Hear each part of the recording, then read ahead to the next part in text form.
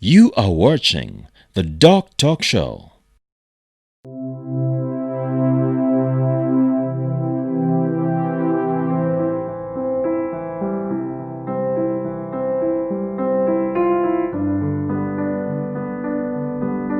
By names of Nantongo Maria Mbazira, a mother to Mbazira Fadhira. By the time I knew she was a sickler, she was 2 years and a half.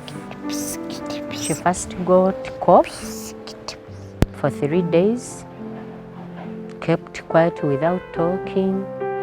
I ran to the nearby hospital, St. Stephen's Hospital. They said she was anemic.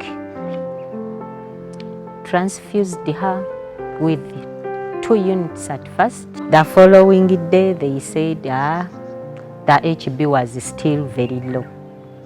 So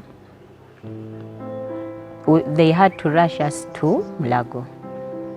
Reaching at Mulago, we spent there 3 months. 1 month she was in coma. The rest was on oxygen. We spent there those 3 months. They discharged us. We came back home. We struggled because by the time we were discharged, she had lost sight. She could not talk, could not walk, or even stand and sit.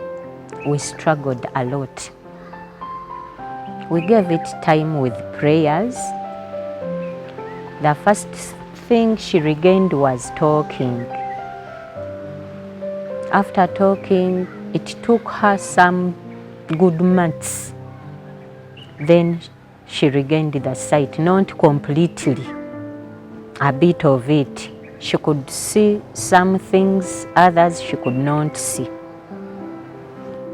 We had to go to hospitals to check with the eyes, but they could tell us that the girl is still young. We wait.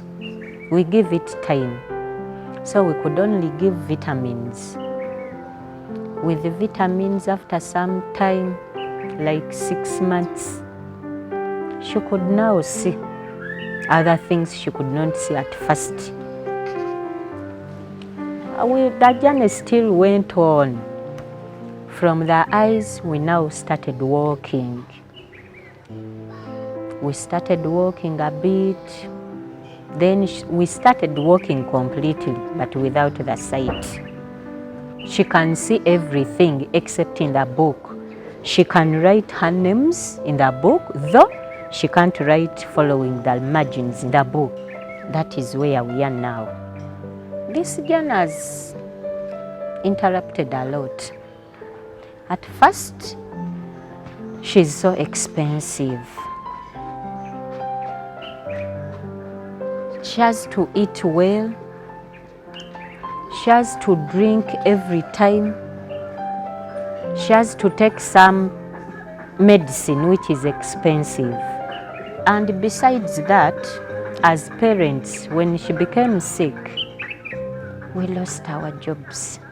Me as a teacher, I could not teach leaving her. I got very many opportunities, but they were very far. So I could not leave her, but I thank God. I have 1 career and 2 are okay. To those planning to make families, I emphasize them whenever they go to the hospitals to check for HIV, let them check for sickle cell. Because if they don't check for sickle cell, one could be a carrier and another one a carrier, then they get married. The end result could be producing a sickler, which sickler is very expensive. My fellow parents with sicklers, I always pray that they become strong. With the prayers, and when you become strong, that is how you can manage to take care of these kids. I know they are so stressing. My appeal to the government, since they now launched a drug that is good and best for these kids, let them avail it to the clinic, because You go to the clinic, they say it is done for the whole week. Then a child misses that drug for the whole week. So we parents with the Sicklers, most times we get challenges. We get people who advise us to give these kids herbals, leaving the medicines we are given from the clinics. Those people selling those herbs say if you give them these herbs, she's going to be well completely. She's no longer going to be a sickler, which is very wrong. If you give too much of the herbs to these kids, it is going instead to damage the liver. So it's like you're adding other sicknesses to the kid. She already has sickle cell, you're adding other sicknesses. But most times what we do, we give them herbs, supplementing with the medicines from the clinic. I can't say we don't give.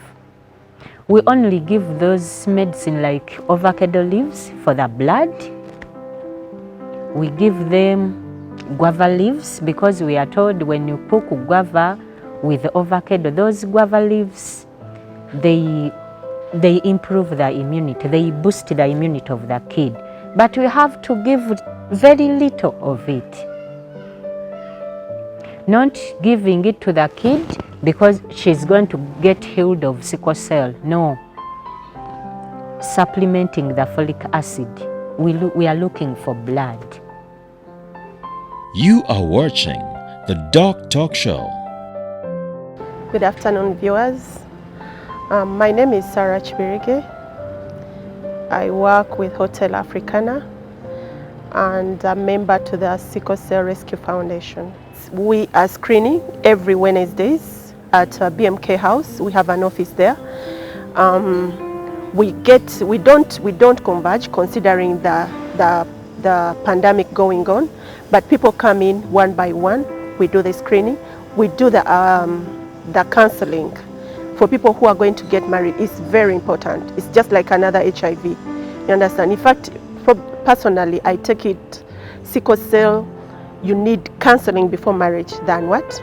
Than even HIV, I would say, because you're bringing in a child into this world who will suffer this disease but does not know. But at least if you know your status before you get into this marriage, probably you can look at what to take on and what not to take on.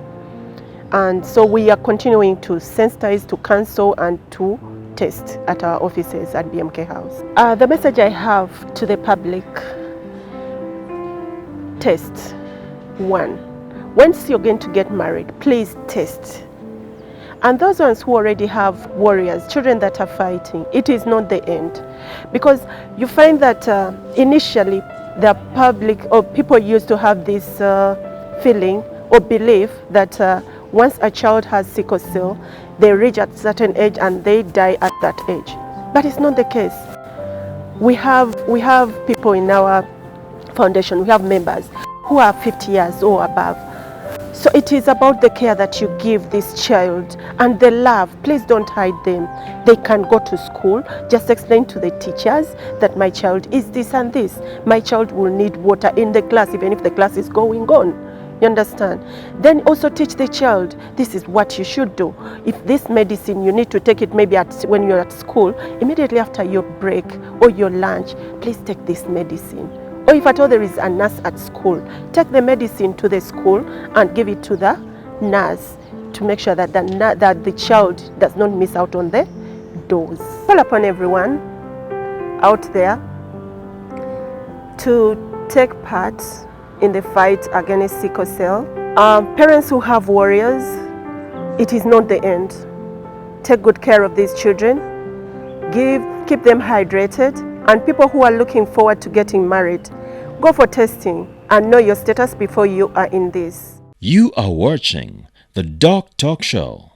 Your role as a community member in helping to support a family or someone who has sickle cell disease. So I want to thank you very much, Dr. Kasiri Philip, for taking us through that medical description of sickle cell. Thank you. And Ms. Nagawa Tracy for highlighting the wonderful efforts of the foundation, raising awareness about sickle cell disease. As we conclude, do you want to give any final remarks? I know we're coming back next week, but any parting remarks before we return? I want to encourage everyone out there, before you get married, please, I don't want you to come to our offices or go to Dr. Kasire when you are in those I'm going to get married next week, I'm going to get married this. Please do this test in your initial stages of your relationship. When they even single, yeah, because it makes you make informed decisions earlier. If that is, if maybe both of you are phone carriers, or maybe one of you is a carrier and the other. So we get to help you understand this better when you have a lot of time. But when you're in those stages of marriage or have kids, you know, you're in panic and you don't, yes. So it's quite difficult, but yeah, and challenging. So I encourage the public, I encourage everyone this month, please frequent my office at Hotel Africana BMK House, first floor. Every first Wednesday of the month and the last Wednesday of the month, we do free sickle cell test. Could you say that again? When do you do the free test? Every month, every first Wednesday and the last Wednesday of the month. The other times are out of every month. So whether it is January, the first Wednesday and the last Wednesday of January, any month, the first and last Wednesdays, they will do free testing. You've had that. And so look for this charge. office. Very free of charge, and can help you get wonderful insight into, you know, the genetic background of your family. Sure. And Dr. Kasire, as I know we'll come back next week. Yes. But so final words. Thank you very much. Sickle cell concerns all of us, and we should care to test and link patients into care. And the other thing is that most of the government facilities across the country also offer these tests. And we know we have a central public health laboratory that coordinates all this and also offers the service free of charge. So if you're unable to come to the city confines, you can go to the nearby public hospital health facility to access this service. Thank you. All right, thank you very much, our guests for the evening. We'll see you next week for part 2 of the sickle cell series. Remember, the month of September is the commemoration of the efforts in fighting sickle cell disease, and therefore you should engage your family, engage your community members in supporting people who might be suffering from sickle cell, or getting your family tested so that you can know whether you have sickle cell disease in the family or not. We'll see you next week. If you have any questions, please send them on our social media platforms. They're always open. And don't go away. We'll catch you next week. Goodbye for now.